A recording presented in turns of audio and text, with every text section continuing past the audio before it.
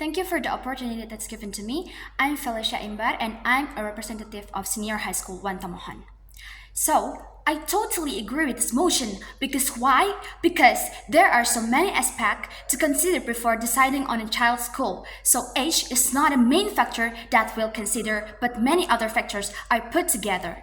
Indonesia itself applies an assessment system based on intelligence or competence that age achieves.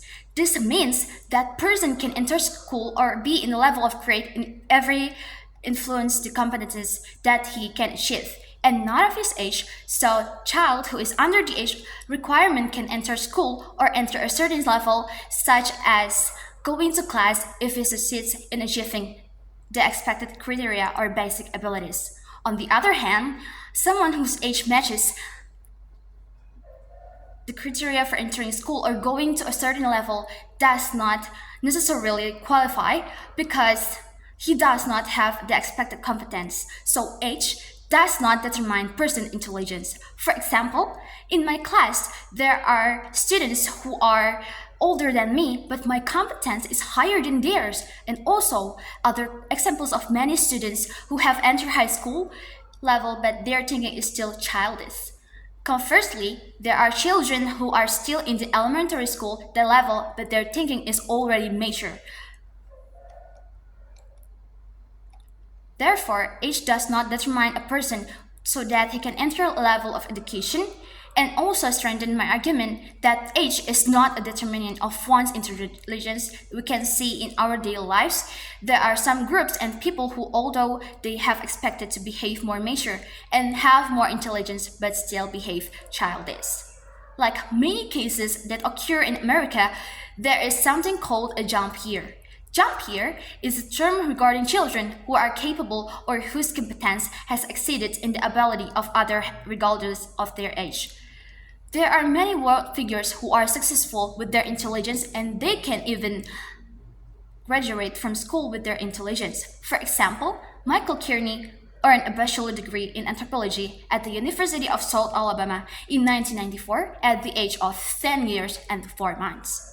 This made him the youngest person to graduate from college. Kearney has always been a child prodigy. He graduated from middle school when he was only 6 years old. After graduating college at the age of 10, he appeared on The Tonight Show, did countless interviews, and earned a Guinness World Records for his achievements. After earning his bachelor degree, Kearney went on to earn a master's degree in chemistry at Middle Tennessee University when he was 14 years old. 4 years later, he obtained this to prove that age is not a key factor to someone who get into a higher level than this age criteria. In fact, many people who are young can be more successful than those who are higher in age. This also shows that age is not a measure for getting into a higher level. Not everyone has the same abilities. Even though they are the same age, they have different ways of thinking. So there are students who are forced to enter high school because they are of the right age, but decide to drop out because their abilities are not enough for the level.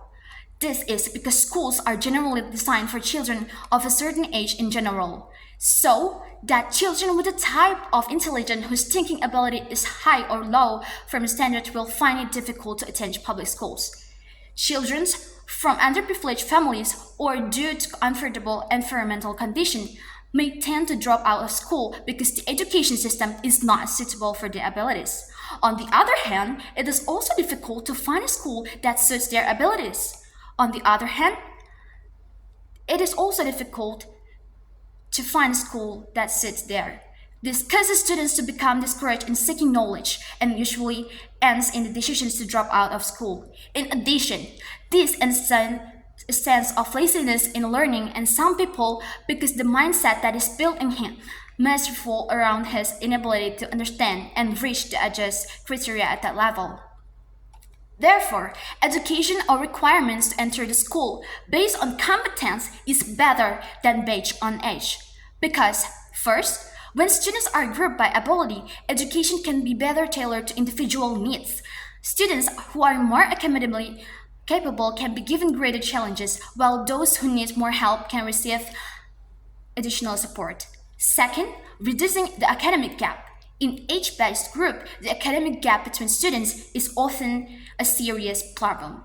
By grouping students by ability, we can reduce this gap by providing the appropriate education for each ability level. Greater motivation. Students who are grouped with peers of similar ability tend to be more motivated to learn. They can feel more confident in pursuing higher academic goals. 4. Maximizing potential.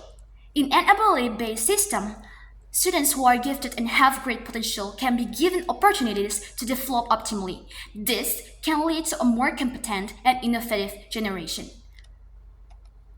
In addition, students and educators can benefit from ability grouping.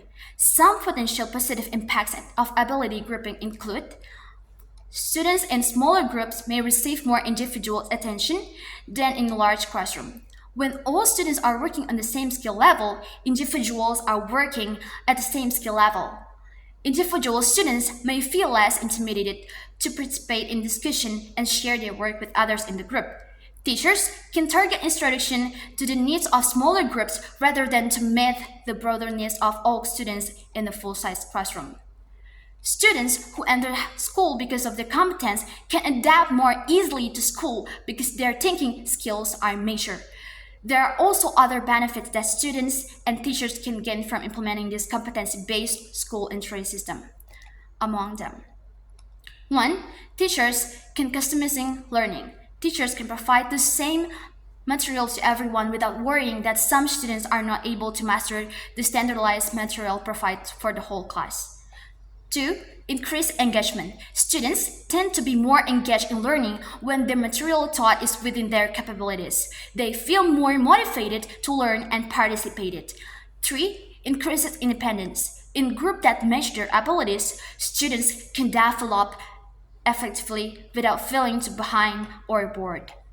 So, I strongly support the motion that this House would abolish primary and middle school years that group children based on age and instead group them by competency and intelligence, with the fact that I have started earlier.